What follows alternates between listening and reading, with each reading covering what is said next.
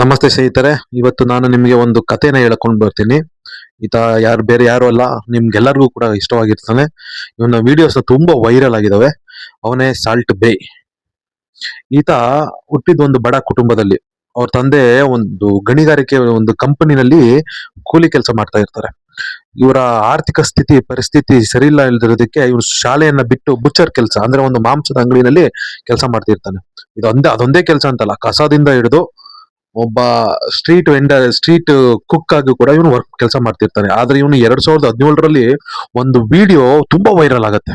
ಇವನ್ ಒಂದೊಂದು ಪ್ರೆಸೆಂಟೇಶನ್ ಆಗಿರ್ಲಿ, ಅವನು ಒಂದು ಸ್ಟೀಕ್ ನ ಕಟ್ ಮಾಡೋದಾಗಿರ್ಲಿ, ಅವನ ಕೈ ಮುಖಾಂತರ ಒಂದು ಉಪ್ಪನ್ನು ಚೆಲ್ಲೋ ಅಂತ ಆಗಿರ್ಲಿ, ಆ ಒಂದು ಏನ್ ಪ್ರೆಸೆಂಟೇಶನ್ ಇದೆ ಅದು ತುಂಬಾ ವೈರಲ್ ಆಗಿ ಆತ ತುಂಬಾ ಎತ್ತರಕ್ಕೆ ಬೆಳಿತಾನೆ. ಬರೀ ಕೇವಲ ಒಂದು ಶಾರ್ಟ್ ಆಫ್ ಪೀರಿಯಡ್ ಅಂದ್ರೆ ಒಂದು ವರ್ಷದಲ್ಲಿ ಆತ ನ್ಯೂಯಾರ್ಕ್ ಆಗಿರ್ಲಿ, ಡೆನ್ಮಾರ್ಕ್ ಆಗಿರ್ಲಿ, ಅಥವಾ ಇಸ್ತಾನ್ಬುಲ್ ಆಗಿರ್ಲಿ, ಅಥವಾ ದುಬೈ ಆಗಿರ್ಲಿ, ಪ್ರತಿ ಒಂದು ದೇಶದಲ್ಲೂ ಕೂಡ ಅವ್ರ ಸ್ವಂತ ಆದ ಒಂದು ಸ್ಟೀಕ್ ಹೌಸ್ ನ ಓಪನ್ ಮಾಡ್ತಾನೆ.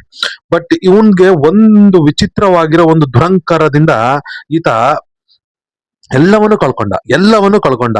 ಹೇಗೆ ಅಂತ ಅಂದ್ರೆ, ಒಬ್ಬ ಸಾಧಾರಣವಾಗಿ ರೆಸ್ಟೋರೆಂಟ್ ಗೆ ಬರುವಂತ ದೊಡ್ಡ ದೊಡ್ಡ VIP ಗಳ ಜೊತೆಗೂ ಕೂಡ ಇವನು ದುರಾಂಕಾರದಲ್ಲಿ ಮಾತಾಡುವಂತದ್ದಾಗಿರ್ಲಿ, ಅಥವಾ ಅಲ್ಲಿ ಕೆಲಸ ಮಾಡಿರುವಂತವ್ರಿಗೆ ಅವರು VIP ಗಳು ಬಂದಾಗ ಅವ್ರು ಟ್ರೀಟ್ ಹೋದಾಗ ಒಂದು ಟಿಪ್ಸ್ ಕೊಟ್ರೆ ಅದನ್ನು ಕೂಡ ಇವನೇ ಇಸ್ಕೊಳ್ತಾ ಇದ್ದ ಅನ್ನೋ ಮಟ್ಟಿಗೆ ನ್ಯೂಸ್ಗಳು ಬಂದಿದೆ.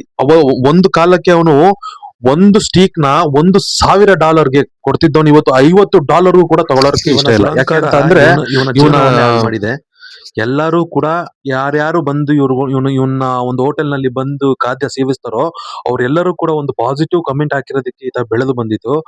ಆದರೆ ಎಲ್ಲಾ VIP ಗಳು ಇವತ್ತಿಗೆ ಅವನ ವಿಡಿಯೋಗಳನ್ನ ನೋಡಿ ಅವ್ರು ಏನ್ ಹೇಳ್ತಾರೆ ಅಂದ್ರೆ, ಇವನ ಟೇಸ್ಟ್ ಏನೂ ಇಲ್ಲ, ಈ ರಿಸೆಪ್ಟ್ ನಲ್ಲಿ ಏನೂ ಇಲ್ಲ, ಇವನೊಂದು ಸ್ಟೈಲ್ ಆಫ್ ಮೇಕಿಂಗ್ ಅನ್ನೋದು ಬಿಟ್ರೆ ಇನ್ನೇನು ಇಲ್ಲ, ಇವನ್ಗೆ ಯಾವುದೇ ಪಾರ್ಟಿಗೂ ಕೂಡ ಆಹ್ವಾನ ಇಲ್ಲ, ಇವನ ಜೀವನ ಖತಮ್ ಆಗಿದೆ.